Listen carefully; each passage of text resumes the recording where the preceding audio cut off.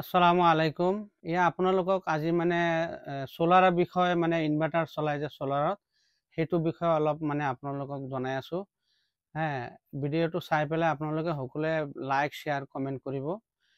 এই বস্তুটো আপোনালোকক কৈ আছো, এই সোলাৰত যে আপোনাৰ ইনভাৰ্টাৰ চলায়, ইনভাৰ্টাৰটো আপোনাৰ এই যিটো মেইন সুইচ থাকে, এই মেইন সুইচ যিটো থাকে, এই মেইন সুইচটো আপোনালোকে ৰাতিপুৱা যেতিয়া বেলি উঠি যাব তেতিয়া আপোনালোকে সুইচটো অফ কৰি থব।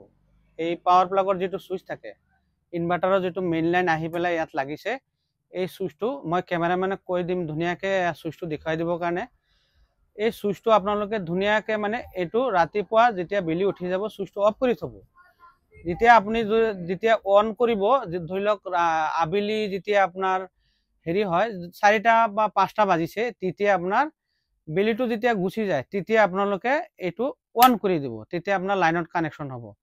নহ'লে কি হয়, আপোনাৰ বস্তুটো আপোনাৰ যেতিয়া সূৰ্যৰ পোহৰৰ পৰা যিটো সোলাৰৰ লাইনটো আহে, এতিয়া আপোনাৰ ইনভাৰ্টাৰে কি কৰে, আপোনাৰ ধৰি লওক ঘৰত লোড দিছে 1 কিলোৱাট বা 500 ৱাট লোড দিছে, তেতিয়া আপোনাৰ সোলাৰৰ পৰা আহি আছে 300।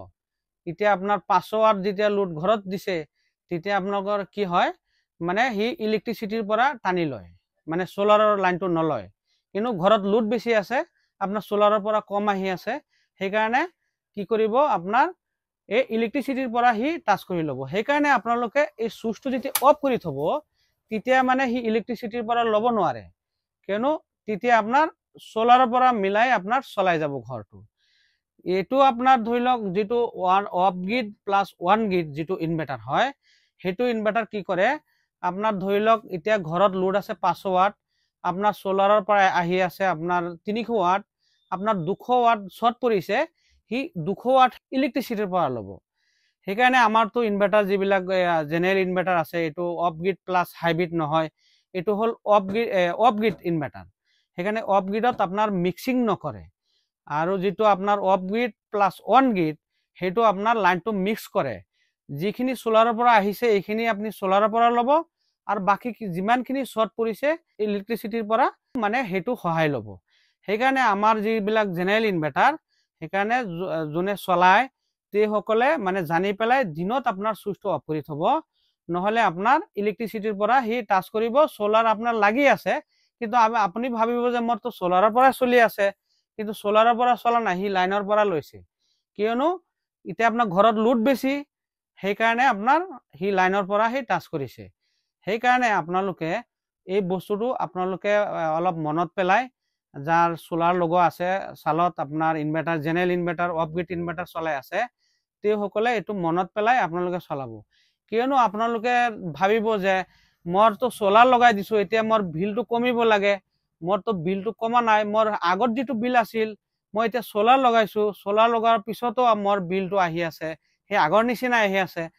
সেইটো আপোনালোকে গম পোৱা নাই যে এইটো অফ গ্ৰিড ইনভাৰ্টাৰ সোলাৰ আৰু লাইন মিক্স নহয়। মিক্স নোহোৱাৰ কাৰণে আপোনাৰ বিলটো সেই আগত যিটো আহি আছে এতিয়াও সেইটো আহি আছে। সেইকাৰণে আপোনালোকে এই সুইচটো আপোনালোকে অফ কৰি থৈ পেলাই দিনত যেতিয়া আপোনাৰ বেলি উঠি যাব তেতিয়া আপোনাৰ সুইচটো অফ কৰি থব, তেতিয়া সোলাৰৰ পৰা চলিব। আবেলি আকৌ সুইচটো আপোনালোকে অন কৰি দিব, কিয়নো বেটাৰী চাৰ্জটো শেষ হৈ গ'লে তেতিয়া আপুনি আপোনাৰ ঘৰৰ লাইন নচলে, বেটাৰী চাৰ্জ শেষ হৈ গ'ল, সোলাৰৰ পৰা অহা নাই, তেতিয়া আপুনি সুইচটো অফ কৰি দিলে কি হ'ব, সি অট'মেটিক ইলেক্ট্ৰিচিটিৰ পৰা টাচ কৰি পেলাই লাইনটো লৈ ল'ব। সেইকাৰণে আমি আজি ভাবিছো যে এইটো আপোনাৰ ভিডিঅ'ৰ সৈতে আপোনালোকক জনাই দিওঁ। অলপ এইটো আপোনালোকে চেষ্টা কৰি ভিডিঅ'টো লাইক শ্বেয়াৰ কমেণ্ট কৰিব, সকলোৱে যাতে ভিডিঅ'টো পায় আৰু সকলোৱে যাতে জানে এইটো বস্তুটো কি কৰিব লাগে। সুইচটো যে অফ কৰি থব লাগে এইটো সবেই নাজানে। সিদিনাখন মোৰ তাত এজন মানুহ আহিছে, আহি পেলাই কৈছে, দাদা মোৰতো বিল আগত যিটো আহিছে, এতিয়া সোলাৰ লগাইছো, মই 1 কিলোৱাট সোলাৰ লগাইছো, এতিয়া মোৰ বিল সেইটোৱে আহি আছে। মই তেওঁক ধুনীয়াকে বুজাই দিছো যে আপোনালোকে দিনত আপুনি সুইচটো অফ কৰি পেলাই আপুনি লাইনটো চলাব, তেতিয়া আপোনাৰ সোলাৰৰ পৰা লাইনটো চলিব, সোলাৰৰ পৰা চলিব। সেইকাৰণে আপোনালোকক সকলোক এইটো মই জনাইছো যে আপোনালোকে ভিডিঅ'টো লাইক শ্বেয়াৰ কমেণ্ট কৰিব, সকলোৱে যাতে জানে বস্তুটো।